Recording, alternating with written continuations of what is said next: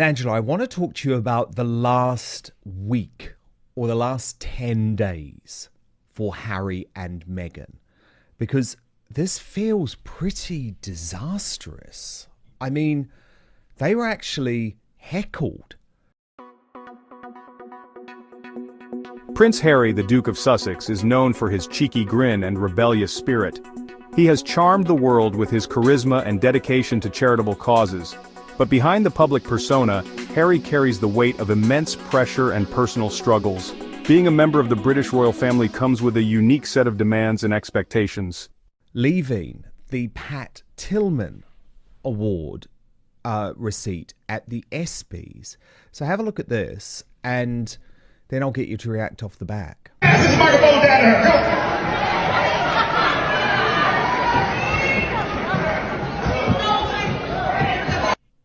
Now, Angela, someone is actually shouting in the audience there, "Go back to Britain."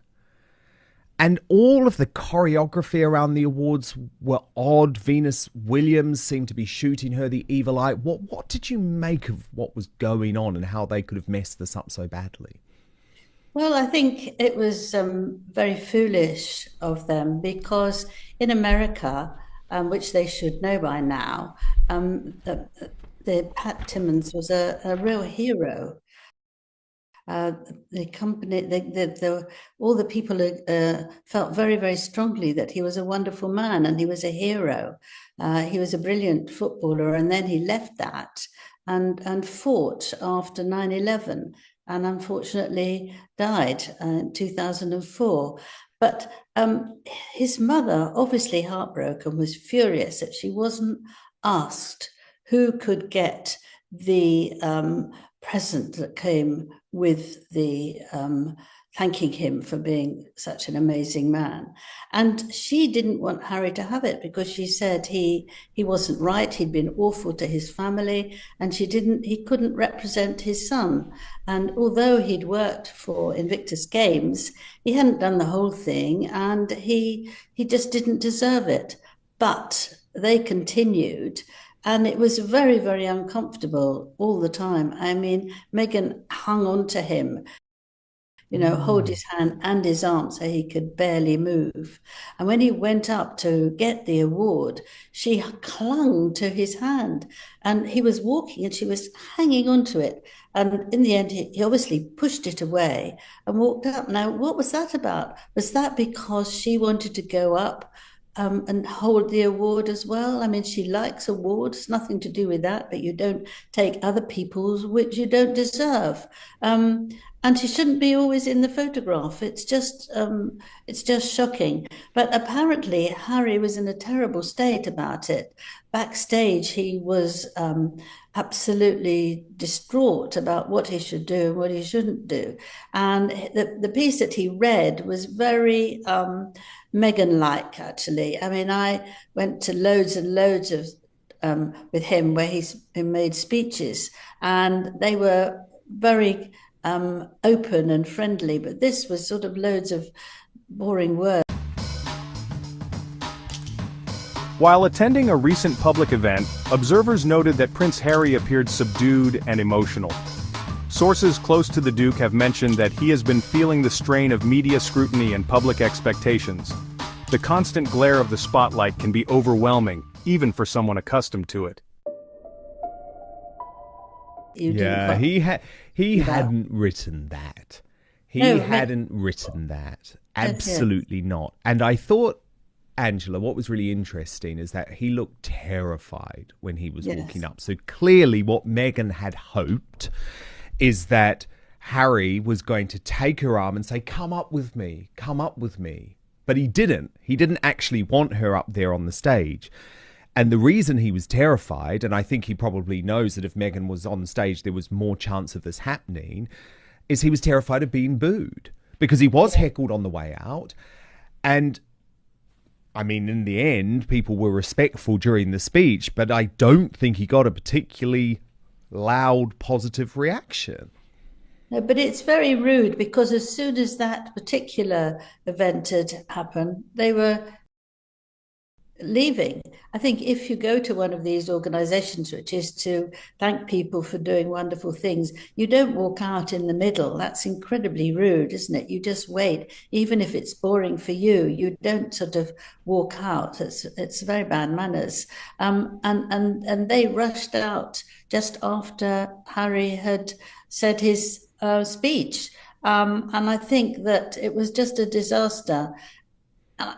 They need to know now where they stand, what they do, that they can't take other people's success and pretend it's their own. They just can't do that. They need to build their own life, but they don't seem able to. They're hanging on to their royal details and actually not living their own lives, which seems very strange.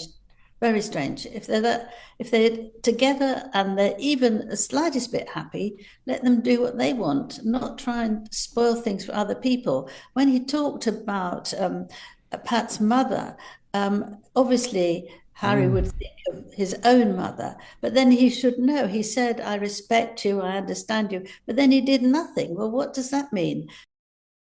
You know, if he understood the relationship between a mother and a son, which is quite understandable, then you don't actually then make it very unpleasant for her. You make it as easy as you can. You don't take it away from her, make her even more unhappy that you've got the award. Exactly. Mary Tillman had said she didn't want you to accept this award.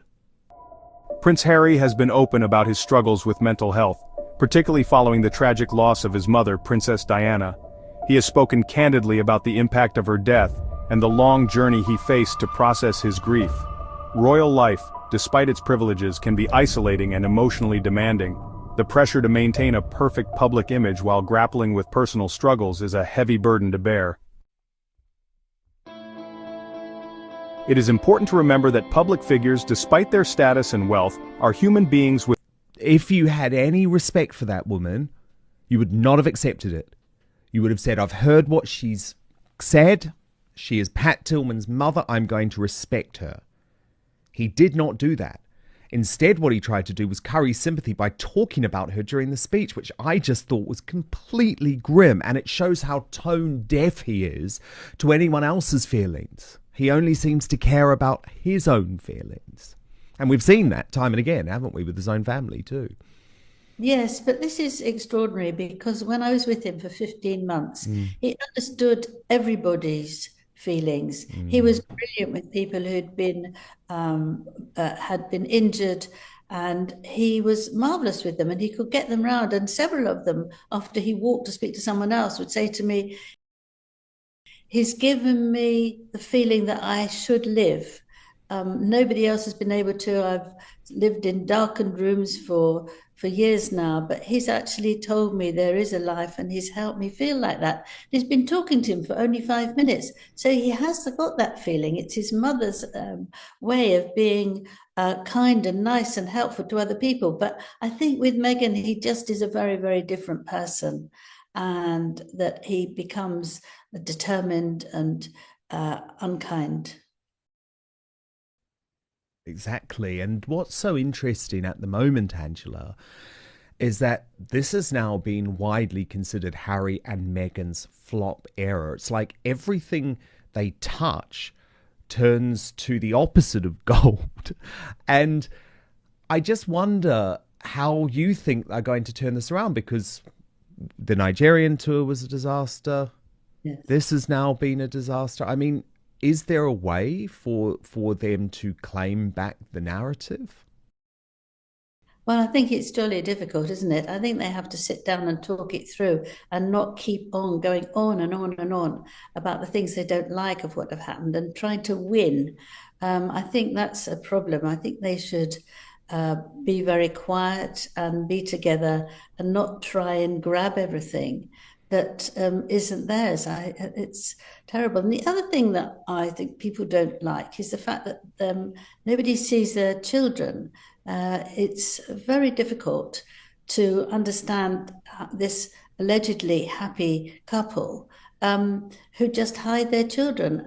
It's very difficult for the children because they don't have a family on their mother's side apart from their grandmother, and they don't see anybody on their father's side. And I think that's very hard for children not to know that they're a big family and they have lots of people who love them. I find that very peculiar. And I think they should spend a lot of time with their children, take them out, take them round, and actually be ordinary people, because they're no longer royals and they could have a lovely life if they looked after their manners.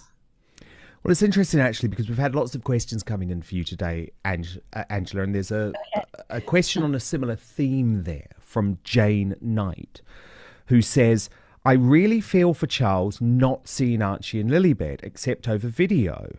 Are they being held as a form of ransom or blackmail, do you think? If so, leverage for what? With real feelings. The pressures of fame and scrutiny can take a toll on even the strongest individuals. Let us offer Prince Harry and others in similar positions our empathy and understanding. Everyone deserves the space to experience and process their emotions without judgment or intrusion.